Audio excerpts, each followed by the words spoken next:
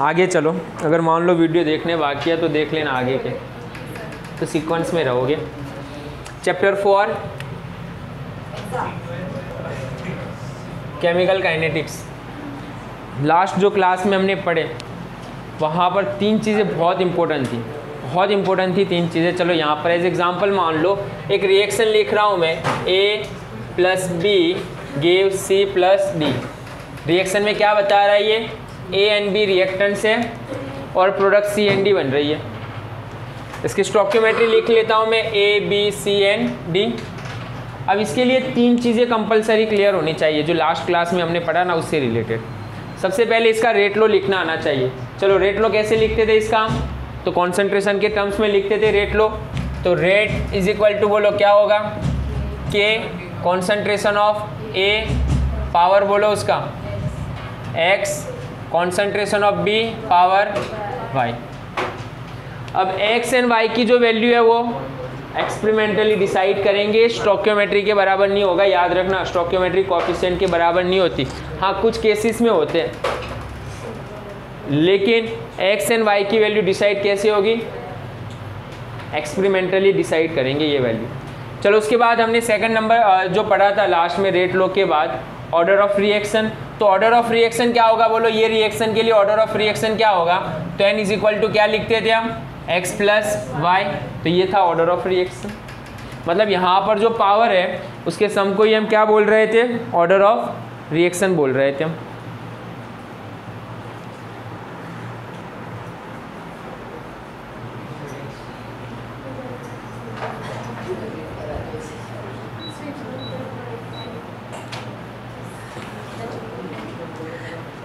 चलो नेक्स्ट उसके बाद आगे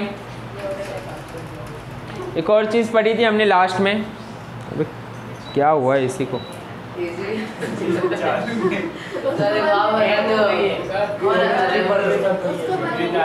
नहीं आवाज़ आ रही है। चलो उसके बाद एक और कंप्लीट किया था हमने इसी से रिलेटेड, याद करो क्या था, यूनिट। K क्या है, रेट कांस्टेंट है, और रेट कांस्टेंट का यूनिट n की वैल्यू क्या हो सकती है, 0 1 2 3, या तो फ्रैक्शन या तो नेगेटिव, कुछ भी वैल्यू हो सकती है। तो n की वैल्यू अलग अलग हो सकती है।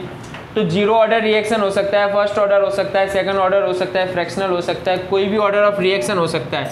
तो अलग अलग ऑर्डर ऑफ रिएक्शन के लिए रेट कांस्टेंट का यूनिट अलग अलग होगा। तो रेट कांस्टेंट का यूनिट जो अलग आ रहा है, तो कोई भी हो उसके लिए कॉमन फॉर्मूला निकाला था हमने K का यूनिट निकालने के लिए, बोलो क्या था, K का यूनिट क्या था यहाँ पर, concentration 1 - n by time. Unit याद है ना, ये कॉमन फॉर्मूला। तो K का यूनिट निकालने के लिए कॉमन फॉर्मूला डिराइव किया था हमने लास्ट क्लास में ये। चलो इससे रिलेटेड क्या था, मोल बाय लीटर 1 - n, और टाइम के लिए क्या लिख रहे थे हम, सेकंड इनवर्स। तो ये 3 पॉइंट बहुत इंपॉर्टेंट है जो लास्ट क्लास में हमने डिटेल में समझ लिया। चलो आज एक एग्जांपल ले रहे हैं और ऑर्डर ऑफ रिएक्शन समझने की ट्राई कर रहे हैं। एज एग्जांपल मान लो एक रिएक्शन ले रहा हूँ मैं जहाँ पर NO ऑक्सीजन के साथ रिएक्शन कर रहा है, नाइट्रोजन ऑक्साइड का रिएक्शन हम किसके साथ करवा रहे हैं, ऑक्सीजन, और क्या बन रहा है सामने, NO2 बन रहा है, नाइट्रोजन डाइऑक्साइड बन रहा है। बैलेंस रिएक्शन लिखेंगे, यहाँ पर बैलेंस कर लो, रिएक्शन आसानी से हो जाएगा। तो क्या करेंगे, यहाँ पर हम 2 नाइट्रोजन और यहाँ पर भी 2, तो बैलेंस रिएक्शन हो गया। तो एज एग्जांपल मान लो एक रिएक्शन लैब के अंदर एक प्रैक्टिकली कर रहे हैं, एक एक्सपेरिमेंट चल रहा है लैब के अंदर। स्टार्टिंग में मान लो एज एग्जांपल हमने NO का कॉन्सेंट्रेशन कितना लिया था, वो NO का कॉन्सेंट्रेशन मान लो कितना है, एक्सपेरिमेंट 1 कर रहा हूँ, समझना, मैं फर्स्ट एक्सपेरिमेंट है, इसका कॉन्सेंट्रेशन मैं ले रहा हूँ 0.30 मोल पर लीटर, इसका कॉन्सेंट्रेशन ले रहा हूँ मैं 0.30 मोल पर लीटर, और चेक कर रहा हूँ कि रेट ऑफ रिएक्शन कितना है। हम ऑर्डर ऑफ रिएक्शन समझने की ट्राई कर रहे हैं, ऑर्डर ऑफ रिएक्शन क्या होता है वो। तो NO का कॉन्सेंट्रेशन 0.30 लिया, O2 का कॉन्सेंट्रेशन 0.30 लिया हमने दोनों का, और रेट ऑफ रिएक्शन कितना आ रहा है वो चेक कर रहे हैं यहाँ पर। तो रेट ऑफ रिएक्शन स्टार्टिंग में कितना आ रहा है, मान लो इसके लिए रेट ऑफ रिएक्शन आ रहा है 0.0196 और 0.0196 है ना, सॉरी 0.096 मान लो, 0.096 mole litre inverse second inverse में। पॉइंट समझ रहे हो क्या है? कॉन्सेंट्रेशन एनओ का 0.30 है, इसका कॉन्सेंट्रेशन 0.30 और स्पीड कितनी है रिएक्शन की 0.096 मोल पर लीटर सॉल्यूशन प्रोडक्ट बन रही है पर सेकंड में। तो एक सेकंड के अंदर इतना फॉर्मेशन हो रहा है या इतना रिएक्टेंस कंज्यूम हो रहा है। अब दूसरा एक्सपेरिमेंट समझना, एक्सपेरिमेंट नंबर 2 कर रहे हैं। एक्सपेरिमेंट 2 में हम क्या कर रहे हैं वो इम्पोर्टेंट है। अगर मान लो मैं इसका कॉन्सेंट्रेशन डबल कर दूं 0.60 डबल और इसका कॉन्सेंट्रेशन मैं कॉन्स्टेंट ही रख रहा हूँ, चेंज नहीं कर रहा, तो इसका कॉन्सेंट्रेशन कितना रख रहे हैं हम 0.30। तो मतलब समझो क्या है, अगर मैं इसका कॉन्सेंट्रेशन डबल कर रहा हूँ तो क्या रेट ऑफ रिएक्शन बढ़ रहा है? तो यस, लैब के अंदर हम चेक कर रहे हैं, एक्सपेरिमेंट कर रहे हैं और इसका रेट ऑफ रिएक्शन मान लो कितना हुआ 0.384 हो गया। रेट ऑफ रिएक्शन कितना हो रहा है 0.384। कितना इंक्रीज हुआ बोलो, कितना टाइम इंक्रीज हो रहा है? 0.096 से 0.384 कितना टाइम्स हुआ? 4 टाइम्स हुआ ना ये, तो ये 4 टाइम्स इंक्रीज हो गया। अब ये डेटा गिवन होते हैं एग्जाम में, एग्जाम्पल के अंदर ये सारे डेटा गिवन होते हैं। अब हम क्या करेंगे, देखो सबसे पहले NO का कॉन्सेंट्रेशन 0.30 से हमने कितना किया, डबल किया। तो डबल करने पर रिएक्शन कितना हो गया, 4 टाइम्स इंक्रीज हो गया है, समझ रहे हो ना, 4 टाइम्स इंक्रीज हो गया रिएक्शन। क्या O2 में कुछ चेंज आ रहा है वो चेक करेंगे। अब तो एक्सपेरिमेंट नंबर 3 कर रहे हैं। इसका कॉन्सेंट्रेशन मैं वापस 0.30 ले रहा हूँ, चेंज नहीं कर रहा, और इसका कॉन्सेंट्रेशन डबल कर रहा हूँ मतलब 0.60, और इस बार रेट ऑफ रिएक्शन निकाल रहा हूँ। किसका कॉन्सेंट्रेशन डबल किया है? सिर्फ ऑक्सीजन का, ये तो कांस्टेंट रखा है। अब इस बार रेट ऑफ रिएक्शन कितना हो गया 0.192 यूनिट वाई। कितना चेंज आया? अगर ऑक्सीजन का कॉन्सेंट्रेशन मैं कितना कर रहा हूँ, ध्यान रखना, यहाँ पर ये डबल था ना, यहाँ पर भी क्या किया मैंने, डबल किया इसे, तो रेट ऑफ रिएक्शन कितना इंक्रीज हुआ बोलो? ये भी क्या हुआ, डबल ना। ये डबल करने पर 4 टाइम्स, लेकिन ये डबल करने पर डबल ही हो रहा है। तो ये रिएक्शन के लिए rate of order of reaction क्या होगा? तो ये रिएक्शन के लिए ऑर्डर ऑफ रिएक्शन क्या होगा, इवन रेट कांस्टेंट क्या होगा, सब कुछ कैलकुलेट कर सकते हैं हम, एग्जाम में डेटा गिवन होते हैं। अब चौथा एक्सपेरिमेंट है, मान लो एक्सपेरिमेंट हम 4th नंबर का कर रहे हैं। वहाँ पर क्या कर रहे हैं, दोनों का कॉन्सेंट्रेशन डबल कर देते हैं। मतलब इसे मैंने 0.60 ले लिया, इसे भी मैंने 0.60 किया, तो कॉन्सेंट्रेशन रेट ऑफ रिएक्शन कितना हो गया, रेट ऑफ रिएक्शन, तो इस बार रेट ऑफ रिएक्शन 0.768 हो रहा है। कितना हो रहा है, 0.768। अब फाइन क्या करना है वो समझना हमें, फाइन क्या करना है वो, एक्सपेरिमेंट समझ में आ रहा है ना, ये कहाँ से क्या किया हमने वो। तो चलो सबसे पहले ये रिएक्शन का रेट लो लिख लेते हैं। चलो ये रिएक्शन के लिए रेट लो क्या होगा बोलो, रेट लो बोल रहा हूँ मैं, तो R rate is equal to K concentration of NO power बोलो क्या होगा 2 या x, तो x स्टोइकियोमेट्री के बाद नहीं होता है, याद रखना, and concentration of O2 power y। चलो अब x की वैल्यू कितनी, y की वैल्यू कितनी, तो ये यहाँ से डिसाइड करेंगे हम।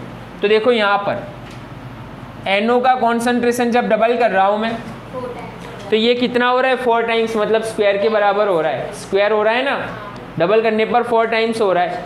तो x की वैल्यू कितनी होगी, तो यहाँ पर x की वैल्यू हमें मिल रही है 2। चलो ये डबल करने पर ये भी कितना हुआ, डबल ही हुआ, मतलब 1 हुई ना उसकी वैल्यू। तो y की वैल्यू कितनी होगी बोलो, यहाँ पर y की वैल्यू 1, y की वैल्यू 1। तो ऑर्डर ऑफ रिएक्शन कितना हुआ रिएक्शन का, तो n is equal to x plus Y, तो 2 प्लस 1 ना, तो ऑर्डर ऑफ रिएक्शन कितना हुआ रिएक्शन का, ये 3rd ऑर्डर का रिएक्शन है ये। ये थर्ड ऑर्डर का रिएक्शन है। अब देखो लास्ट में आंसर कैसे आया, ये प्रूव कर रहे हैं ये कैसे आया। तो इसके लिए लिख रहा हूँ मैं ऑर्डर ऑफ रेट लो लिख रहा हूँ वापस, कितना आंसर आ रहा है कि नहीं। तो चलो रेट लो लिख रहा हूँ, rate is equal to K concentration of NO, x की वैल्यू कितनी 2 ना, एंड O2 y की वैल्यू 1, y की वैल्यू कितनी है 1 ना, वो लिख रहा हूँ मैं डेटा। अब समझना यहाँ पर NO का कॉन्सेंट्रेशन अगर मैं डबल कर रहा हूँ तो क्या करेंगे बोलो, यहाँ पर K डबल मतलब 2 कर दूँ और उसका स्क्वायर। अगर मैं बोल रहा हूँ कि NO का कॉन्सेंट्रेशन मैं 4 टाइम्स कर रहा हूँ तो यहाँ पर 4 लिख लूँगा मैं, लेकिन इसकी वैल्यू तो अब फिक्स हो गई ना, इसकी वैल्यू फिक्स। चलो O2 का कॉन्सेंट्रेशन डबल किया ना, O2 का कॉन्सेंट्रेशन मैं डबल कर रहा हूँ तो यहाँ पर भी 2 लिख रहा हूँ, 1 लिख रहा हूँ। तो चलो कितना होगा बोलो, तो यहाँ पर कितना हुआ 4 × 2 मतलब 8 होगा। मतलब समझना यहाँ पर क्या है, ये आंसर कहाँ से आया 0.768 0. तो अगर मान लो मैं ये रिएक्शन में NO का कॉन्सेंट्रेशन डबल करूँ, O2 का कॉन्सेंट्रेशन डबल करूँ, तो जो रेट ऑफ रिएक्शन है वो कितने टाइम बढ़ जाएगा 8 टाइम्स इंक्रीज होगा। 8 टाइम्स इंक्रीज हो रहा है रेट ऑफ रिएक्शन। तो चेक करो तुम ये 0.096 और इसे चेक करो कितना टाइम्स इंक्रीज हुआ है ये, तो 8 टाइम्स इंक्रीज है ये, तो 8 टाइम्स इंक्रीज है ये। क्वेश्चन समझना क्या कैलकुलेट करना है और क्या नहीं, वो एक रिएक्शन है, सारे डेटा एक्सपेरिमेंटली कैलकुलेट किए हुए, उसका रेट लो लिखा हमने और सारे x की वैल्यू और y की वैल्यू हमने कहाँ से फाइंड आउट की है, इसे है ना 0.768 को इससे डिवाइड कर दो तो 8 टाइम्स मिल जाएगा तुम्हें आंसर। ओके, आंसर ऐसे निकालेंगे। तो सबसे पहले क्या किया हमने, इसका रेट लो लिख लिया, जहाँ पर x और y की वैल्यू हमें फाइंड करनी है।